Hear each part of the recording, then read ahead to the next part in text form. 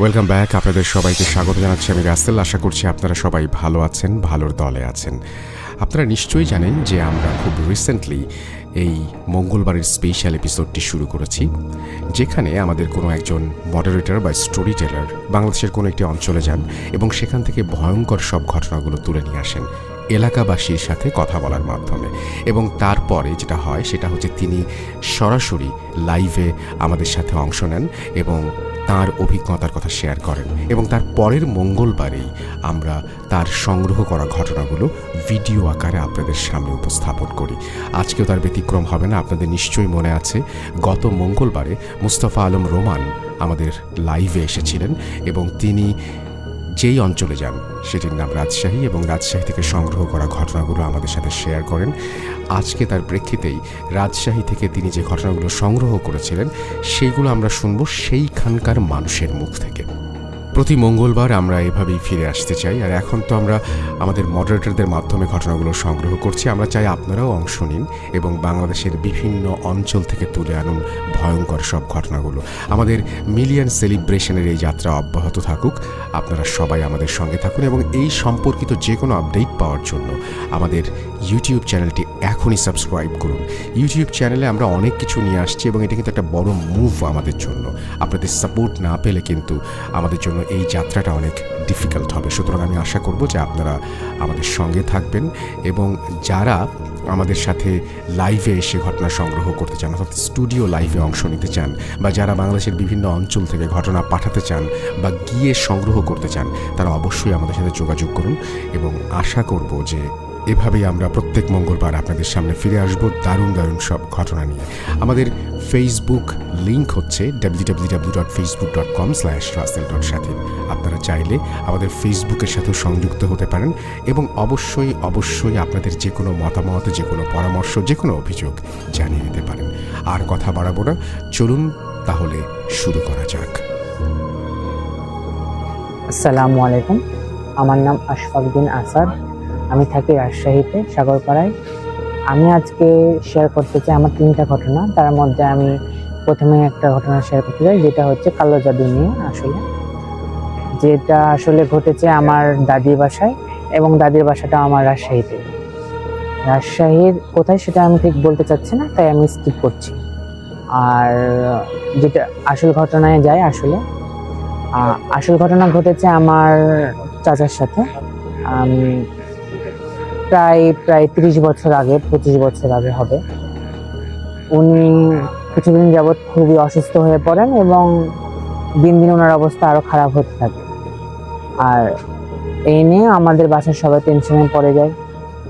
আমি তখন অবশ্যই জন্মগ্রহণ করিনি, এটা আমার আম্মু, চাচি সবার মুখ থেকেই শোনা আসলে, দিয়ে আমি এটা জানতে পেরেছি। তারপরে আসলে আমাদের বাসায় কাজ করতো একজন মাহফুজ, আমি ছদ্ম নাম দিচ্ছি, ওনার নাম মাহফুজ, নাম প্রকাশ করতে চাচ্ছি না, ওনার নাম মাহফুজ ধরে নিচ্ছি আমরা। মাহফুজ উনি আমাদের বাসায় কাজ করতেন। উনি এর আগেও অনেক জায়গায় কাজ করতেন। এমন ওনার স্বভাব ছিল যে উনি কাজ করতে করতে হঠাৎ করে 2-3 মাসের জন্য চলে যাইতে কোথাও, দিয়ে আবার হঠাৎ করে চলে আসতো। উনি আসলে আমার দাদা এমন বা আমাদের পরিবারের কারো কাছে আসতো। এমন হয় যে উনি এরকম ভাবে অনেকবার চলে গেছে, তো লাস্ট মোমেন্টে এসে আমাদের সাথে যুক্ত হয়, এবং আমাদের সাথে আমার আব্বুর এবং চাচার একসাথে বিজনেস ছিল। উনি ওখানে কাজ করা শুরু করেন। উনি ওখানে, ওনার বাসা কোথায়, উনি বাবা মা কি করে, এটা কেউই জানে না, আমরা কেউই কিছু জানি না। এবং উনি নিজেকে এতিম বলে আসলে দাবি করে। উনি এর আগে অনেকজনের বাসায় দোকানে কাজ করত। উনি তাদের অনেক কিছু উন্নতি করে দিয়েছে। আসলে এটা আমাদের দেখার পরে আমরা বলছি। আর তারপরে আমি আরো মেন ঘটনায় আসি। উনি কাজ করতে তখনও, যখন আমার চাচা অসুস্থ হয় তখনও তিনি আমাদের দোকানেই কাজ করতেন। আমার বাবা আর চাচার তো একসাথে বিজনেস ছিল, উনি ওখানে কাজ করতেন। এমনই এক শুক্রবারে উনি আমাদের ফ্যামিলিতে সবার দাওয়াত পড়ে, এবং দাওয়াতের জন্য সবাই দাওয়াতে যাবে এরকম প্রিপারেশন নাই। আমার চাচার মেয়ে অনেক ছোট থাকায় আমার চাচি যেতে চায় না, এবং উনি আমার আম্মু তখন বলে যে হচ্ছে আপনি একা থাকবেন, তাই আমিও থাকি, একটা ছোট বাচ্চা আছে, তাই জন্য উনি আর একা রাখতে চাননি, তাই আমার আম্মু থেকে যায়। তো তারপরে ওনারা সবাই চলে যায় দাওয়াত খাইতে। আমার আম্মুদের মতো খাবার দাবার রান্না বান্না শুরু করে। রান্না বান্না সেদিন সবাই চলে যাওয়ার পর হঠাৎ করে উনি আসেন, মানে আমাদের মাহফুজ আসেন, যিনি কাজ করতেন আমাদের বিজনেসে। আসলে উনি আমাদের ওখানেই খাইতেন, তো তাই সবাই জানতো আমাদের বাসায় আসবে, দেখাবে, এরকম রেগুলারই চলতো। তো উনি সেদিন আসে এবং তার মধ্যে কিছু পার্থক্য দেখা যায়। তিনি আর আগের মতো ছিলেন না, এবং আসে সঙ্গে সঙ্গে তাদেরকে ডাকাডাকি শুরু করে খুব চিল্লিয়ে, এবং তিনি ডাকাডাকির পর এক মোমেন্টে সবাই বের হয়ে আসে, মানে আম্মু এবং চাচি বের হয়ে আসে এবং বলে যে কি হলো, তুমি কি খাবা, বা এরকম টাইপের কিছু বলে। এবং সে তখন বলে যে না, আমি আজ খাবো না, আজকে আমি একটা কাজ করতে আসছি, আপনাদেরকে অনেক দিন থেকে আমি এই জিনিসটা শেয়ার করব ভাবছি, কিন্তু আমি বলতে পারছি না, আমি এখন আজকে সুযোগ পেয়েছি, আজকে কেউ নাই, তাই আমি এই জিনিসটা আপনাদেরকে বলতে চাই। তারপরে সে বলা শুরু করে, তার মধ্যে কথা বলার পার্থক্য ছিল অনেক, তার আচরণে অনেক পার্থক্য, তাকে অন্যরকম লাগছে আসলে। তারপরে এট লাস্ট সে বলে যে হচ্ছে আমি আজকে যা বলছি আপনাদেরকে তা আপনারা কারোর কাছে শেয়ার করবেন না, এবং আপনারা চেষ্টা করবেন জিনিসটা কাউকে আসলে না বলার। আমার আম্মুরা বলে কি হয়েছে বলো, তখন সে বলে যে আপনার যে হাজবেন্ড, মানে আমার চাচিকে বলে যে আপনার যে হাজবেন্ড তার উপর ব্ল্যাক ম্যাজিক করা হয়েছে এবং সে জন্যই অসুস্থ হচ্ছে, তার ওর কোনো ওষুধে কাজ হচ্ছে না, সে আসলে অনেক বেশি পজেসড হয়ে গেছে। তখন আমার চাচি বলে, চাচির মধ্যে মানে ভাবনা চিন্তা চলে আসে যে কি করবে না করবে। তখন সে বলে আমি যেহেতু সমস্যা বলেছি আমি সমাধানও করে দিব, আপনারা একটু ধৈর্য ধরেন, আমার কথাটা শোনেন।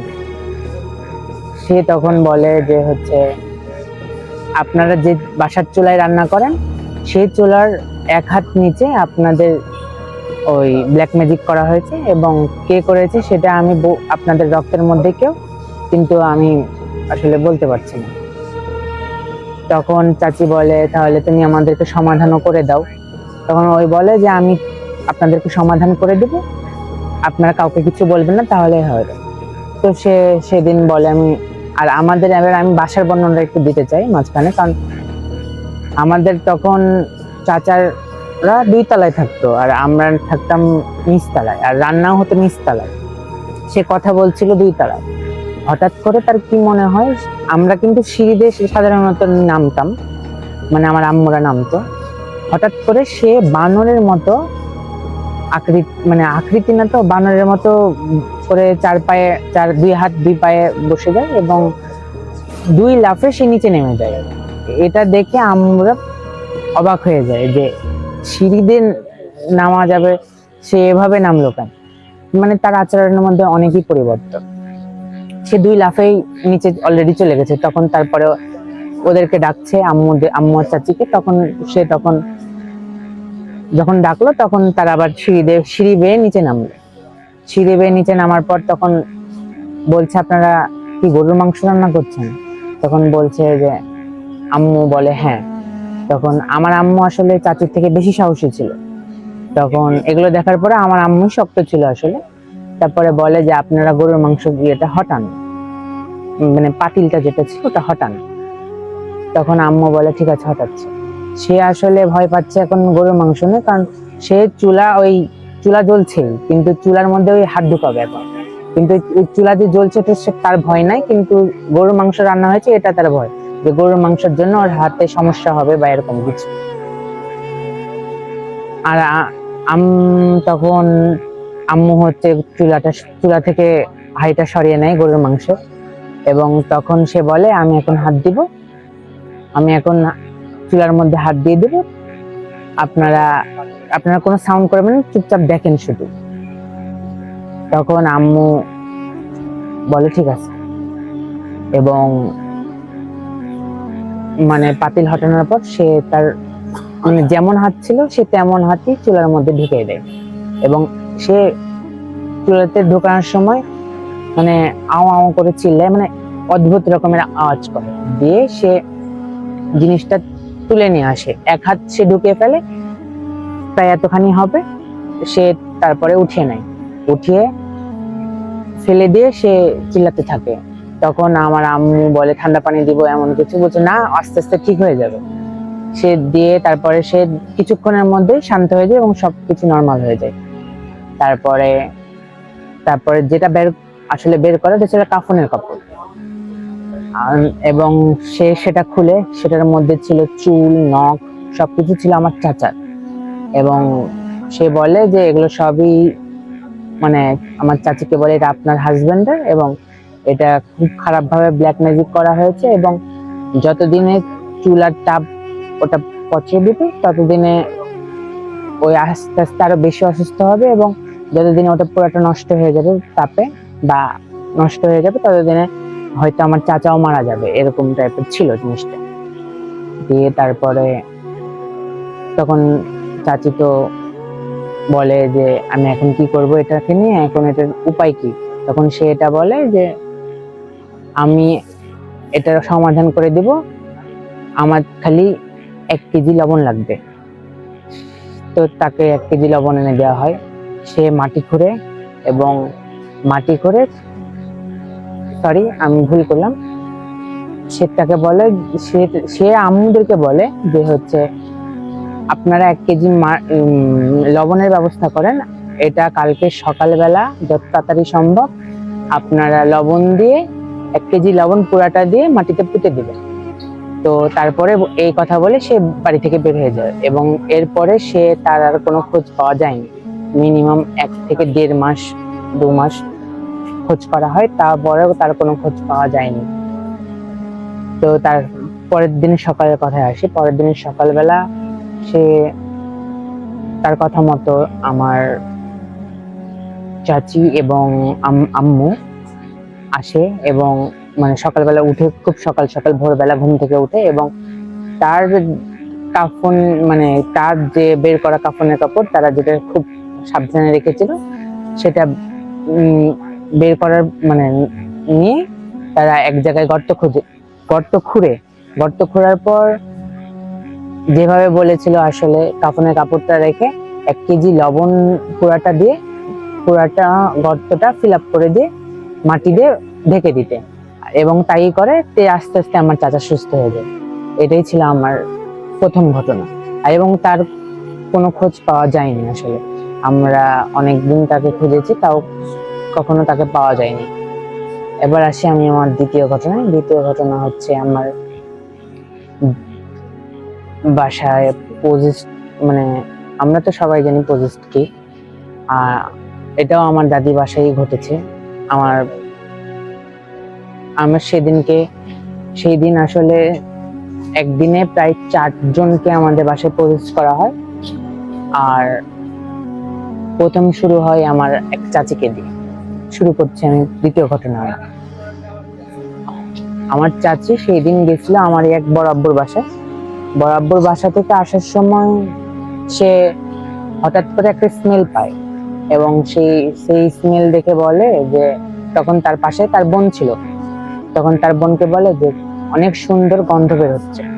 তখন যিনি রিক্সাওয়ালা ছিলেন তারা রিক্সাতে করে বাসায় আসছিলেন তখন আমার বড় আব্বুর বাসা থেকে, এবং তখন তাকে বলা হয় যে রিক্সাওয়ালাটা বলে আসলে যে আপনারা রাস্তায় এরকম গন্ধ পেলে কখনো বলবেন না যে আপনারা গন্ধ পাচ্ছেন, এটা ঠিক না। তখন চাচি বলে যে আমরা তো এর আগেও বলেছি কিছুই হয়নি, এরকম মানে গায়ে নেয় না আসলে।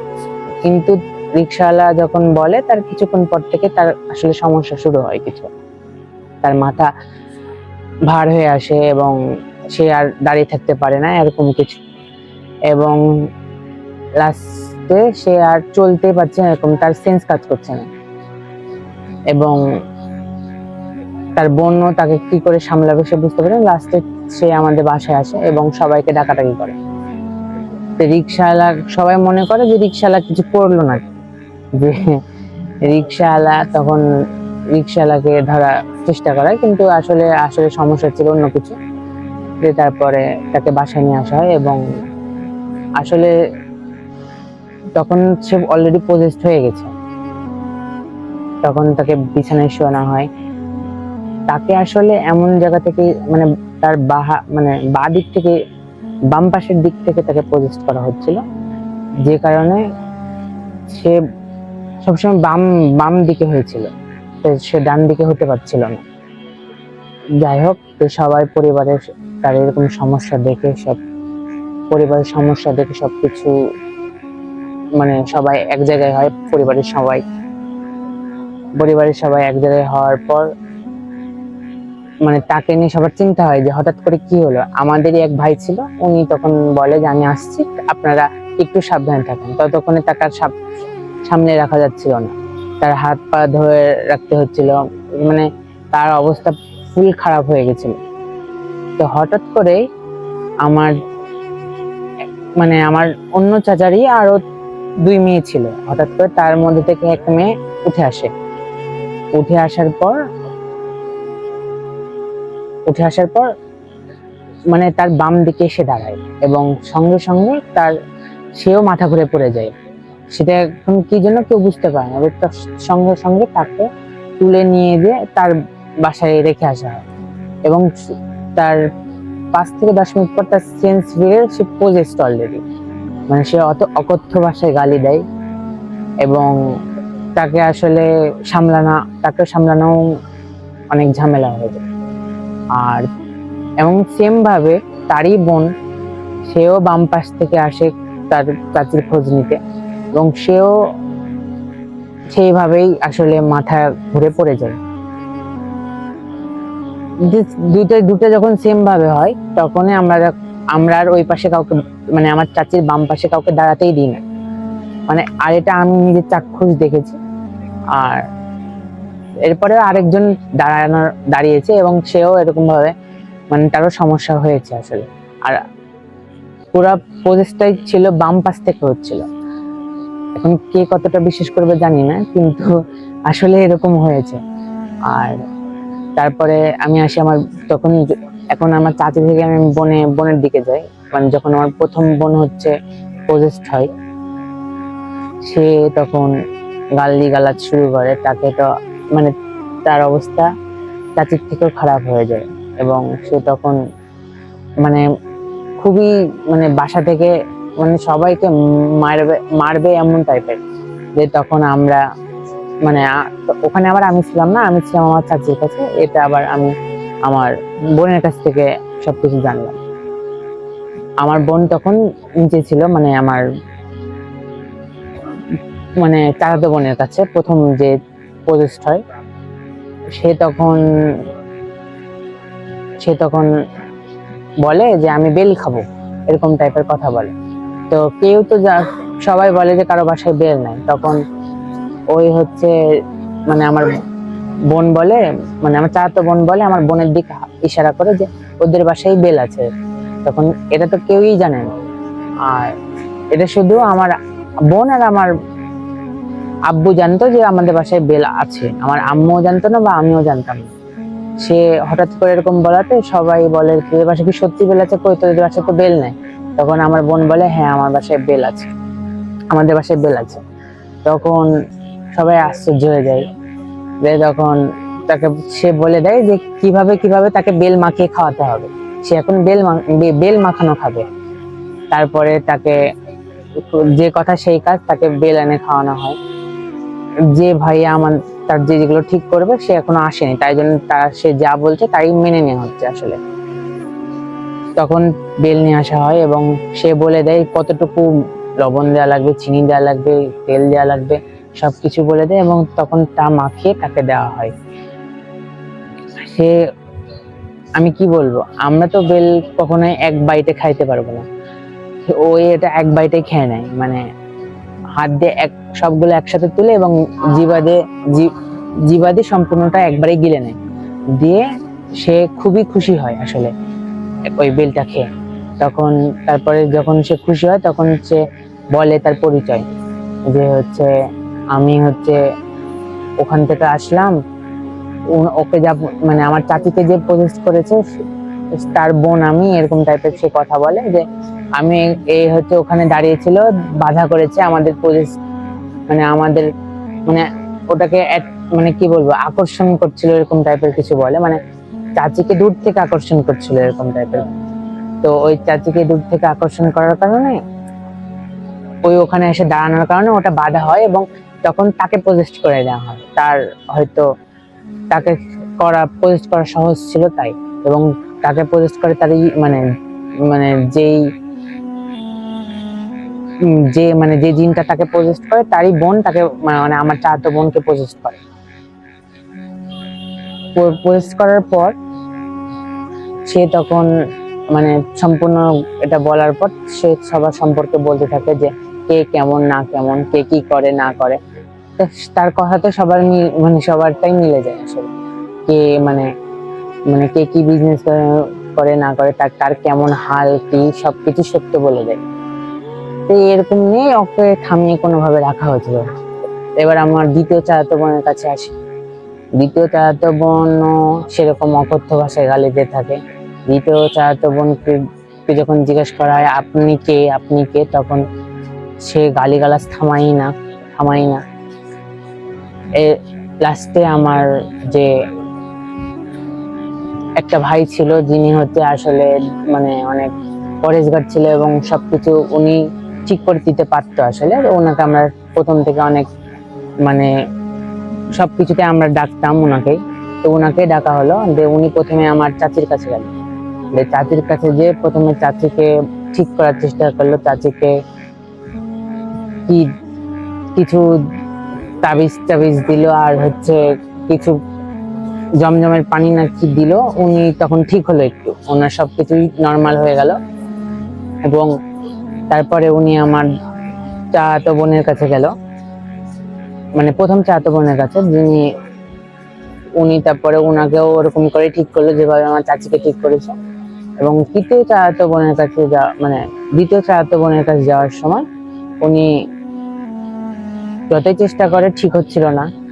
উনি মানে একটু বেশি পাওয়ারফুল ছিল, যে জিনটা ওকে পজেস্ট করে।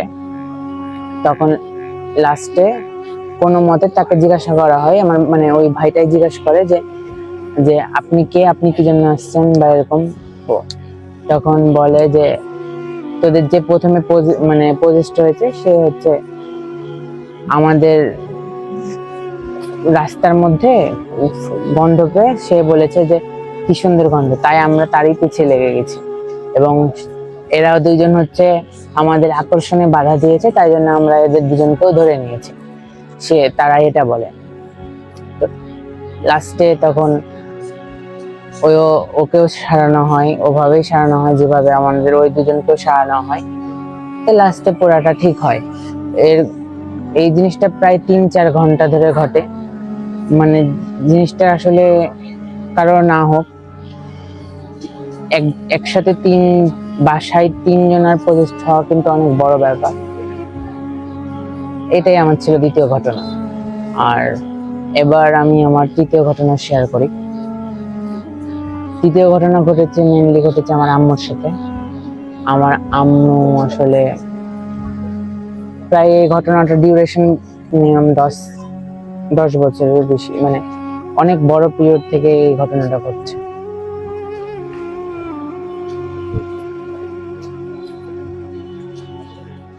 আমার আম্মুর ঘটনাটা ঘটে মিনিমাম আমার আম্মুর বিয়ের সময়। আমার আম্মু তখন হচ্ছে পড়াশোনায় মানে মানে যখন মেন তাকে পজেস্ট মানে আমার আম্মুর যে ঘটনা ওটা পজেস্ট নেই ঘটনা, মানে আম্মুকে পজেস্ট করে জিন। মানে আম্মু তখন পড়তো মানে কলেজ লাইফে, আর এই ঘটনাটা অনেক দিন যাবতই চলে তার লাইফে। প্রথমে শুরু হয় এমন করে যে সে হচ্ছে রাতে ঘুমিয়ে আছে, হঠাৎ করে সে সাউন্ড পায় কিছু, আর সেই সময় তো টয়লেট বাসার কাছে ছিল না অবশ্যই, আর বাইরে ছিল। তার হঠাৎ করে মনে হয় সে টয়লেট যাবে এবং সে টয়লেটের জন্য বের হয়। টয়লেটের ওখানে যাওয়ার সময় সে অনেক রকম মানে আওয়াজ টাওয়াজ শুনে এবং ভয় পায়, কিন্তু সে ওগুলো না দেখে সরাসরি টয়লেটে যায় এবং টয়লেট থেকে চলে আসে। কিন্তু আসলে তার মধ্যে তাকে প্রজেস্ট করে নেওয়া হয়। তারপর থেকে তার নিয়ে টর্চার শুরু হয়। আর মানে এমনও হয়েছে যে আমার নানিকে মানে আমার আম্মু দা বটি নিয়ে তাড়াচ্ছে, পুরো মাঠ খালি ঘুরছে দা বটি নিয়ে। আর তারপরে আমার আম্মু, আমরা তো জানি সোফার হাইট কতটুকু হয়, আমার আম্মু সোফার হাইটের মতো জায়গা, আর আম্মুর তখন স্বাস্থ্য মোটামুটি ভালোই ছিল, সোফার হাইটের মতো জায়গা সাপের মতো একদিক দিয়ে ঢুকতো এবং আরেক দিক দিয়ে বের হয়ে যাইতো। তারপরে এভাবে আরেক সোফায় যাইতো, এভাবে আরেক সোফায় যাইতো, এরকম করে আবার বের হয়ে যেত। মানে হঠাৎ হঠাৎ করে তার এরকম হতো, কিন্তু মাঝখানে আবার ঠিক থাকতো, আবার এরকম হতো। তো এরকম ভাবে চলছিল। দিয়ে আমার আম্মুর বিয়ে ঠিক হয়, এবং বিয়ে ঠিক হওয়ার সময়ও তার কোনো সেন্স নাই যে তার বিয়ে হচ্ছে, কারণ সেই সময়ও সে পজেসড। এমনকি আমার কাছে এমন প্রুফ আছে যে তার গায়ে হলুদের সময় সে পজেসড, তাকে সাজাই দেওয়া হচ্ছে এবং তার চোখ টোক সব কালার চেঞ্জ একদম, মানে তার যেরকম কালার হয় আসলে। আর বিয়ে হওয়ার আগেও এরকম অনেক ঘটনা ঘটে যে আমার আম্মুকে মেরে ফেলে দেয়, এরকম টাইপের। যেমন রিক্সা থেকে ফেলে দেওয়া হয়, মানে রিক্সা থেকে ফেলে দেওয়ার চেষ্টা করে কিন্তু কেউ ধরে নেয়। তারপরে হচ্ছে মানে পুকুরে ফেলে দিবে গোসল করতে, যে এরকম ফেলে দিবে এরকম মনে হয়। তারপরে আমার আম্মুর বিয়ে হওয়ার পর যখন আমরা মানে মানে আম্মু যখন দাদির বাসায় যায়, তখন এমন হয় যে প্রায় দিনই আম্মু অসুস্থ থাকতো, কোনো কাজ করতে দিত না, মানে যে জিনটা তাকে প্রজেস্ট করেছিল মানে কোনো মতে তাকে এমন এর মধ্যে মানে আমি কিন্তু পুরা অল ঘটনা মানে 10 বছরের ঘটনা আপনাদেরকে মানে ক্লিয়ার বলছি। মানে এটা কোন টাইমে কি ঘটেছে আমি আসলে সাজিয়ে বলতে পারবো না, কিন্তু মানে যেটা আমার মনে পড়ছে সেটাই আমি আপনাদেরকে শেয়ার করছি।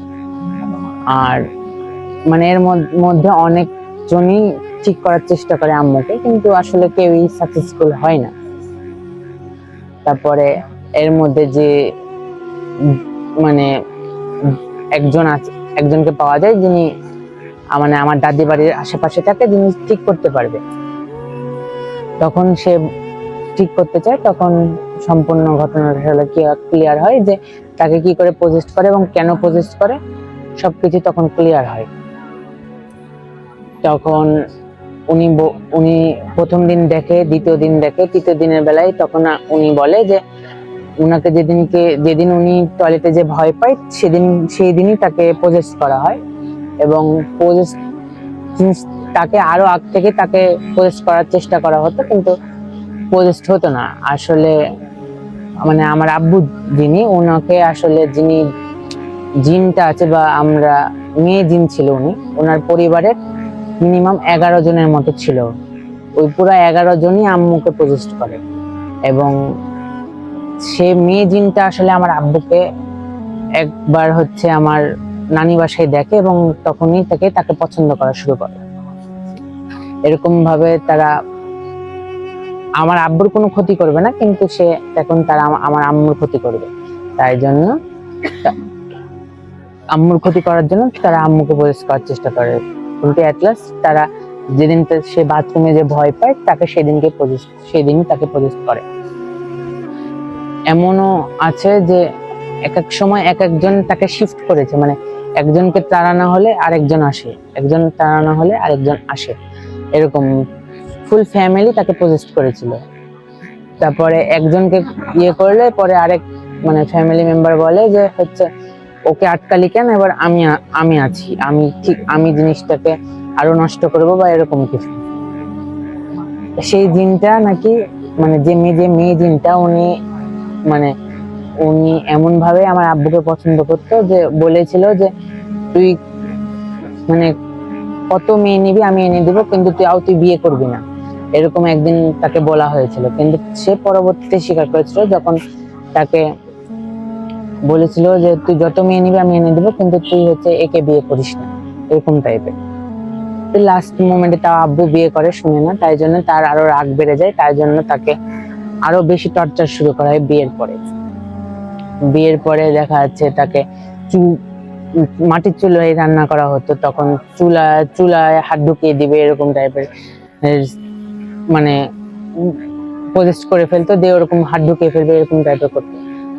এট লাস্ট সবকিছু যখন ঠিক হয়, তখন উনি, যিনি আমার দাদি বাসার কাছে থাকতো, উনি এরকম অনেক কয়েক বছর যাওয়ার পর এর মধ্যে আমার বোন জন্ম নেয়।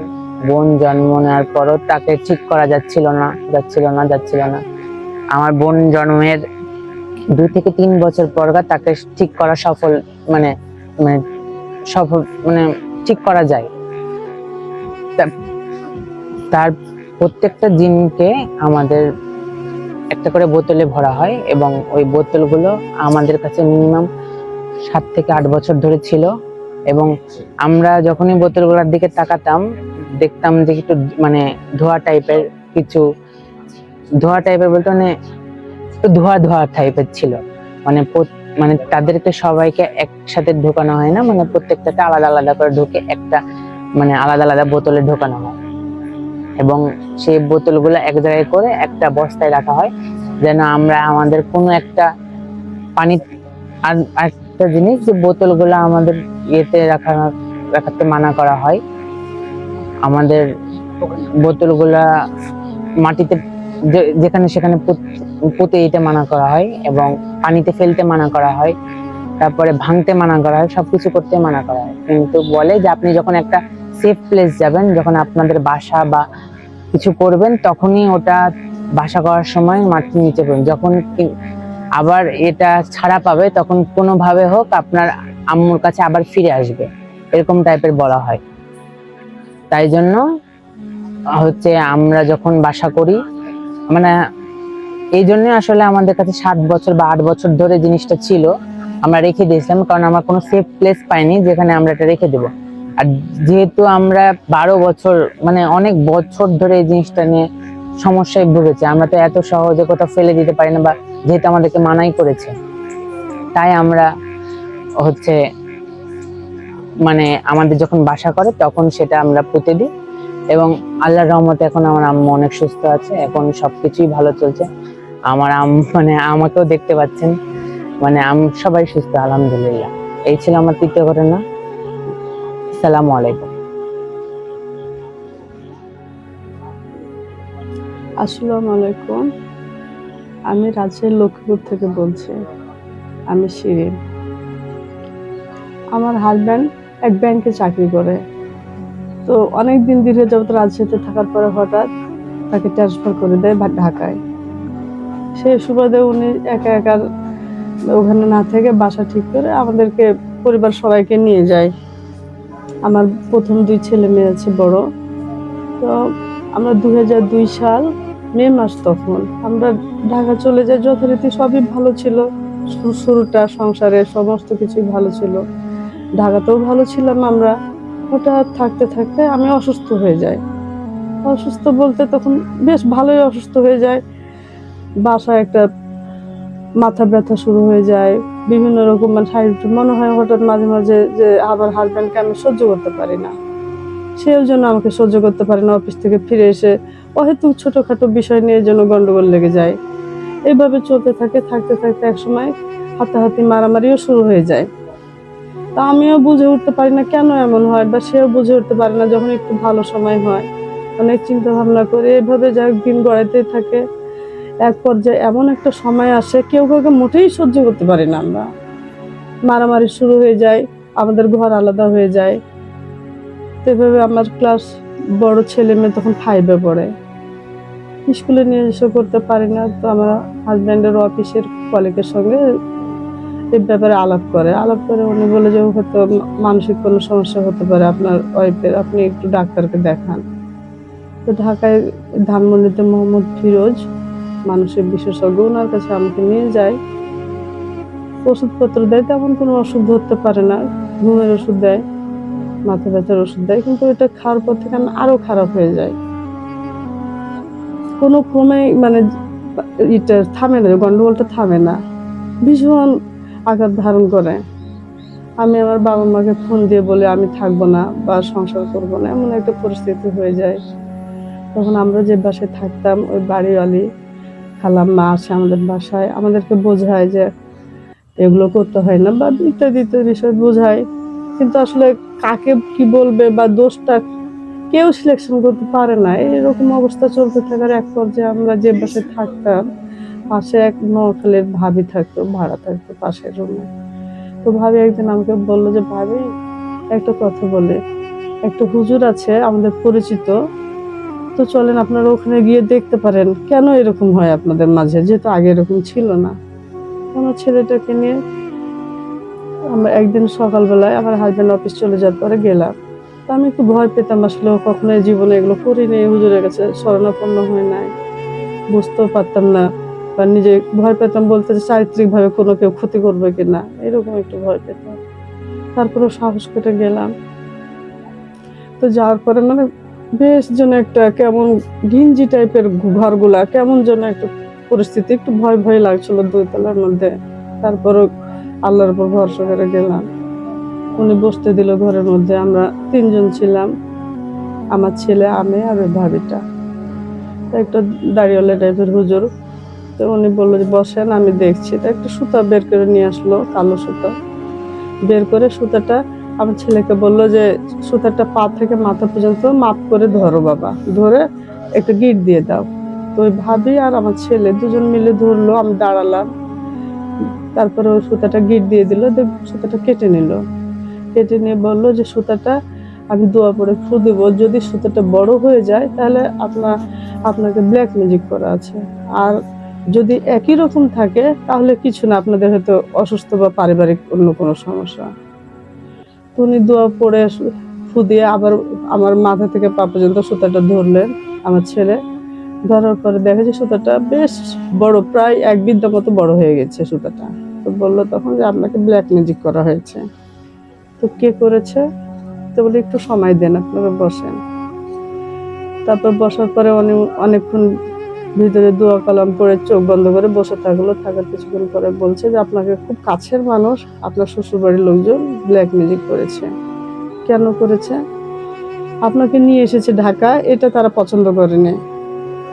রাজশাহীতে থাকলে হয়তো তার সেবা পেত বা আরো আনুষঙ্গিক অনেক কিছু পেত, যেহেতু আপনার হাজবেন্ড আপনাকে নিয়ে চলে এসেছে, এর জন্য ব্ল্যাক ম্যাজিক করেছে। তো ব্ল্যাক ম্যাজিকটা কি ধরনের?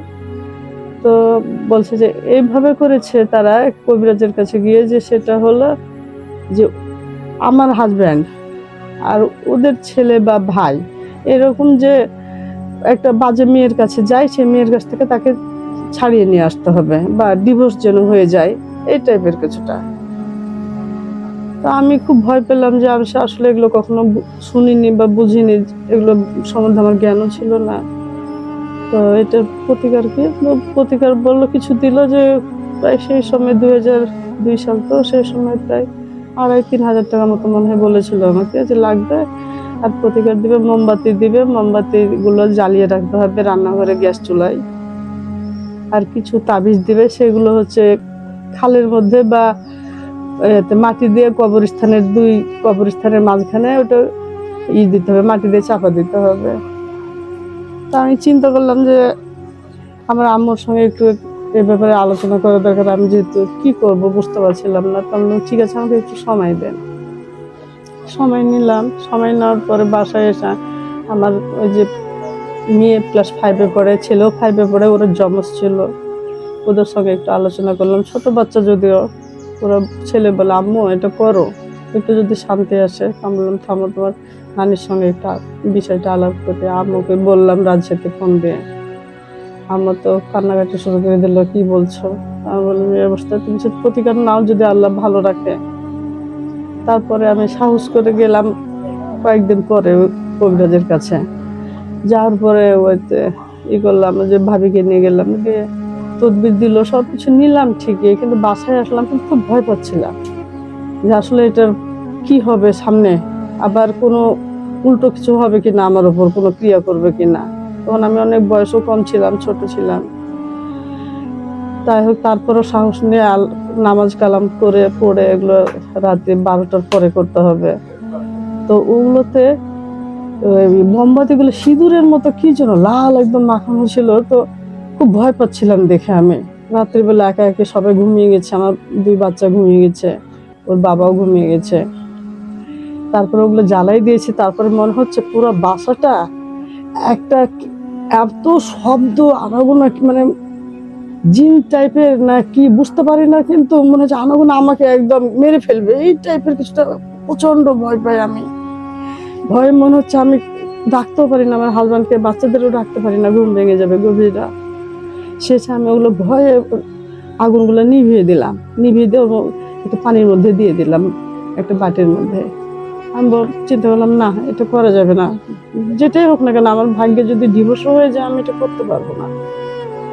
ভয় ভয় পেলাম। পাশে সকালবেলাতে ঘুম থেকে উঠে আমি একটা খাল ছিল, ওই খালের মধ্যে সব ফেলে দিয়ে চলে আসলাম। আমি আমার ছেলেকে বললাম স্কুল যাওয়ার আগে, আব্বু আমি এগুলো আর করতে পারবো না, আমি খুব ভয় পাচ্ছিলাম রাত্রে, আমি এটা সম্ভব না।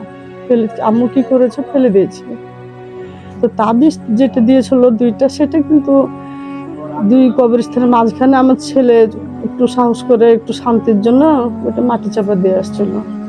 যাই হোক এভাবে থেকে গেলাম। এইভাবেই আমার 2টা বছর ঢাকাতে কেটে গেল, প্রায় 2 বছর 6 মাস মতো। কিন্তু আমি ভীষণ অসুস্থ হয়ে গেলাম, এতই অসুস্থ হলাম যে সমস্ত বিছানাগত হয়ে গেলাম। তখন আমার খাওয়া দাওয়া বন্ধ হয়ে গেল, আমি পাগল প্রায়। অনেক ডাক্তার দেখাই, আমার হাজব্যান্ড অবশ্য ওনার কোনো দোষ ছিল না, উনি কিন্তু জানতো না কিছু।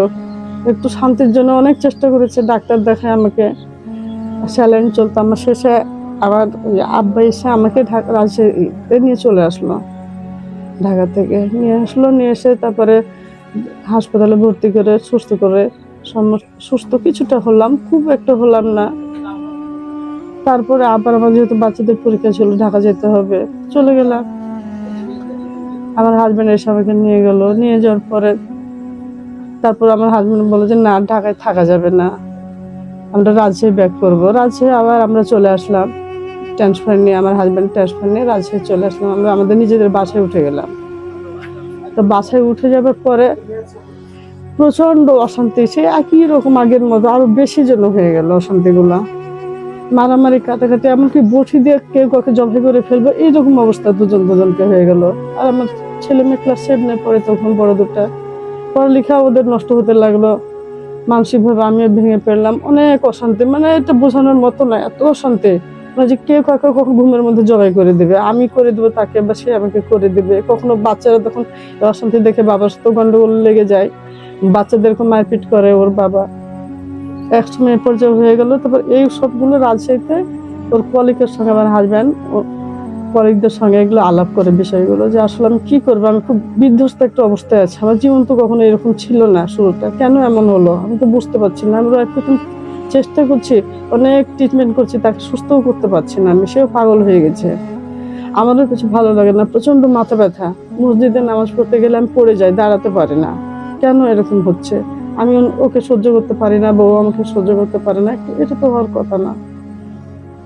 তারপর আমার হাজবেন্ডের কলিগ বললো যে আমাদের বাড়ির পাশে একটা হুজুর আছে মসজিদের, যদি আপনি চান তো যেতে পারেন আমার সঙ্গে, অনেক ভালো। এটা তখন 2006 বা 7 সালে এরকম হবে। তো অফিস থেকে 4:30-5টার মধ্যে বাসায় চলে আসে, সেদিন আর আসে না, রাত 8টা 8:30 বেজে যাচ্ছে। তো আমি একটু চিন্তা হয়ে গেলাম যে আসলো না কেন, ফোন দিয়ে ফোনও ধরে না। তারপর 9টা বাজে, তখন বাসায় আসে। বাসায় আসার পরে গোসল করে হাত মুখ ধুয়ে উজু করে নামাজ পড়ে তারপরে আমাকে বাসায় ডাকে, রুমের মধ্যে ডাকে, আমার বাচ্চা দুটোকেও ডাকে যে তোমরাও আসো বাসার মধ্যে, ভিতরে আসে। এক ঘরে আমরা সবাই বসে একটু দোয়া মাহফিল করে, সবাই মিলে একটু ইস্তেগফার করে দোয়া করে। তাহলে হঠাৎ এরকম করলো কেন আমি বুঝতে পারছি। সেদিন আমি একটু সুস্থ ছিলাম, ঠান্ডাও ছিলাম আমি। আমার বড় ছেলে মেয়ে 2জন বসলো, আমি বসলাম, নামাজ পড়লাম। আমি করার পরে বলছে যে দেখো আসলে আমাদের সংসারটা যে এরকম হয়েছে এতদিন হলো, এখানে তোমারও কোনো দোষ নাই, আমারও কোনো দোষ নাই। কেন, কি হয়েছে? তো দফায় 6 বার তোমাকে ব্ল্যাক ম্যাজিক করা হয়েছে। আমি চুপ হয়ে গেলাম। তার আগে জিনিসটা যেহেতু আমি জানি, আমি বিষয়টা ঢাকাতে কিন্তু আমি কখনো সে আমার কথা শুনে নাই, আমার স্বামী, বা আমি তাকে বোঝাতেও পারি নাই, সে বিশ্বাস করবে না, এই জন্য আমি বলার চেষ্টাও করি নাই আমি। তারপরে তখন বলছে 6 বার ব্ল্যাক ম্যাজিক করা হয়েছে এবং কবরস্থানের মাঝখানে অনেকবার তাবিজ চাপা দেওয়া হয়েছে 2 কবরের মাঝখানে, যাতে তোমার সঙ্গে আমার ডিভোর্স হয়ে যায় আর আমার নতুন ভাবে আবার বিয়ে শাদী করি বা সংসার করি, ছেলে মেয়েগুলোকে যেন বাড়ি থেকে বের করে দিই, এই টাইপের, এবং তুমি যেন পাগল হয়ে যাও, তখন মানে পাগল বলে আমাকে সে ডিভোর্স করে দিবে।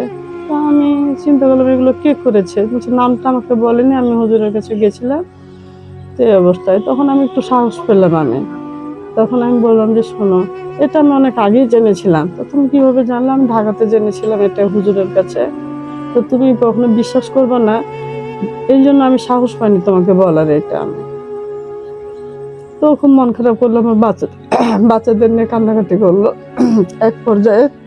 তারপর তখন যে কি মানে তাহলে এখন কি করতে হবে, তো বললো যে হুজুর বললো যে তাবিজ দিবে পরিবারের সবাইকে, আর বাড়িতে করবে, তাবিজ দিবে, সেটা আমাদের বাড়ির ভিটা যেটা সেটাতে মাটি চাপা দিতে হবে। তো তারপরে আমি বললাম ঠিক আছে। তারপরে ওনার ওই হুজুরের কাছে তদবিরের জন্য যাই, ওই হুজুরকে আবার পাওয়া যায় না, হুজুর গায়েব হয়ে যায়। কিভাবে গায়েব হলো, কোথায় গেল সেটা আর বলতে পারলো না সে, যিনি নিয়ে গেছিল সেও আর খুঁজে পেল না। আশ্চর্যের বিষয়।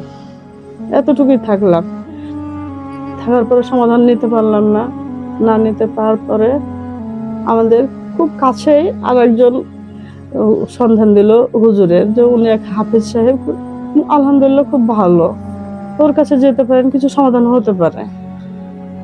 তারপর ওনার সঙ্গে যোগাযোগ করে যাই হোক সবকিছু খুলে বললো যে ঠিক আছে আমি আগে পরীক্ষা নিরীক্ষা করে দেখি, আগে তো কিছু বলা যায় না। উনিও একই কথা বললো, সেম, 6 দফা করা হয়েছে, ব্ল্যাক ম্যাজিক করা হয়েছে খুব কঠিন ভাবে, এত কঠিন ভয়ঙ্কর ভাবে, মানে যেটা বলার মতো না। এর মধ্যে করছে কি, আমার ছোট মেয়েটা হয়, ছোট মেয়েটা তখন ক্লাস 1-এ পড়ে সম্ভবত, ওকে আমি স্কুলে নিয়ে যাওয়া আসা করে, স্কুলে নিতে যাই ছুটির সময় 3টার সময়, হঠাৎ করে আমি যাচ্ছি, সের মধ্যে হয় কি আমি মাথা ঘুরে, আমি সুস্থ কোনো কিছু না, হঠাৎ করে সবার মাঝে আমি পড়ে যেয়ে আবার পাটা ফেটে যায়, ব্লিডিং হতে শুরু করে। তাড়াতাড়ি করে স্কুলের টিচার এসে আমাকে নিয়ে গেল বাসায়, ওই রুমে, ওদের অফিস রুমে নিয়ে যে ওখানে সবকিছু মেডিসিন দিয়ে করে মেয়ে ছুটি হলো, মেয়ে আসলো, বাসায় আমাকে পৌঁছে দিল টিচার সহ মেয়েকে নিয়ে। তারপর খুব বাসায় এসে বললাম যে আমার এই অবস্থা হলো, হঠাৎ বুঝলাম না, মাথাটা ঘুরে উঠলো এবং আমি পড়ে গেলাম। আবার হুজুরকে ফোন দিয়ে বললো, তখন ও বলছে যে ওই সময়ে নদীর মধ্যে পাম দিয়ে কেটে আমাকে বান মারা হচ্ছিল, বান মারার কারণে আমি পড়ে গেছিলাম। কিন্তু আমার শরীর বন্ধ করি, তখন থেকে আমার আব্বা আমাকে শরীর বন্ধ করার নিয়ম শিখিয়ে দিয়েছিল, সকাল এবং সন্ধ্যা নিয়মিত আমি নিজের শরীর বন্ধ করতাম, আমার বাচ্চাদের বন্ধ করে দিতাম শরীর। বন্ধ করার কারণে সেটা আমার শরীরে লাগতে পারেনি, কিন্তু ছোট একটা উপর দিয়ে চলে গেছে, পড়ে গেছিলাম মাথা ঘুরে। তারপরে যখন বাসায় আসলাম, হুজুরকে সব বলা হলো, তো হুজুর আমাদের পরিবারের সবাইকে তাবিজ দিল, তাবিজ নিলাম। বাসায় যে বাড়ির পিছনে পশ্চিম দিক যেটা, সেদিকে 2টা তাবিজ মাটির নিচে চাপা দিল। হুজুর নিজে এসে বললো যে আস্তে আস্তে ইনশাল্লাহ এগুলো কেটে যাবে। কিছুটা কাটলেও তেমনটা মানে 2 দিন 5 দিন বা 1 মাস 2 মাস পরে আবার লেগে যেত, জানি না কেন আবার লেগে যেত, মারামারি, একদম পুরোই মারামারি, গায়ে হাত তোলাতুলি, এরকম অবস্থা। হুজুরকে বলে, হুজুর আবার বললো যে আবার আমি পরীক্ষা করে দেখছি, আবার বলে যে আবার ব্ল্যাক ম্যাজিক করা হয়েছে। এই অবস্থার মধ্যে ছেলে মেয়ে বড় দুটো আমার বড় হয়ে গেল, ওরা ভার্সিটিতে পড়ে, তো মেয়ে ভার্সিটি পড়াও শেষ হয়ে গেল, মেয়ে ইঞ্জিনিয়ার পড়ার পরে মেয়ের চাকরি করতে, চাকরি হয় না। তারপরে বিয়ের জন্য অনেক প্রস্তাব আসে, বিয়েও দিতে পারি না, সবকিছু দেখে শুনে যায় ঠিকঠাক থাকে, কিন্তু সবাই চুপচাপ হয়ে যায়। পরবর্তীতে আবার হুজুরকে বলা হয়, হুজুর বলে যে বিয়ে বন্ধ করে রেখেছে, চাকরি আর বিয়ে বন্ধ করে রেখেছে, আপনাকে যেহেতু ডিভোর্স করতে পারেনি, এইভাবে আপনারা এখনো সংসার করছেন, এবার ওদের ছেলেদের পিছনে রেখেছে, বাচ্চাদের। ছেলের হচ্ছে চাকরি বন্ধ, আর মেয়ের হচ্ছে বিয়ে এবং চাকরি দুটোই বন্ধ। আবার অনেক তদবির করার পরে মেয়ের যা হোক চাকরি হয়ে গেল, আলহামদুলিল্লাহ বিয়েটাও দিয়ে ফেললাম তদবিরের পরে। তখন আর ছেলের চাকরিটা আমি এখন পর্যন্ত আর হলো না, দুর্ভাগ্য আমার, চাকরিটা হয়নি, ছেলে বাসাতেই আছে। হয়েছিল ছোট একটা, কিন্তু ঢাকাতে থাকতে পারেনি, তারপরে থাকলো এই অবস্থায় থাকে। তো আলহামদুলিল্লাহ এখন আগের চাইতে মোটামুটি ভালো কিছুটা, কিন্তু তারপরেও ওই যে একটা প্রভাব সেটা এখনো কাটেনি। এবং কিছুদিন আগেও করা হয়েছিল পরীক্ষা করার পরে বলছে আপনাদেরকে ব্ল্যাক ম্যাজিক করতেই থাকে, যে যারা করে তারা কবিরাজের কাছে যায়, টাকা দেয়, করতেই থাকে এটা। এবং নামও বলেছে কারা করেছে, মানে কবিরাজ, হুজুরেরা বলেনি নাম, কবিরাজ বলেছে, খুবই কাছের মানুষ বলেছে। তো জেনেছে, এখন তো আসলে আত্মীয় স্বজনের সঙ্গে এখন যদি বিচ্ছিন্ন করা যায় তা সেটা তো করতে পারি না, যাওয়া আসা করতে হয়। কিন্তু আফসোস হয় অনেক যে নিজের লোকজন এইভাবে একটা সংসার ভেঙে দেয় বা ক্ষতি করে, এই জন্য অনেক কষ্ট হয়। এই ছিল আমার ব্ল্যাক ম্যাজিকের ঘটনা। আশা করি এই ব্ল্যাক মিউজিকটি আপনাদের অনেক অনেক ভালো লেগেছে, এবং আরও যদি দেখতে চান এই রকম ব্ল্যাক ম্যাজিক, তাহলে আমাদের চ্যানেলটি সাবস্ক্রাইব করে পাশে থাকবেন। ধন্যবাদ।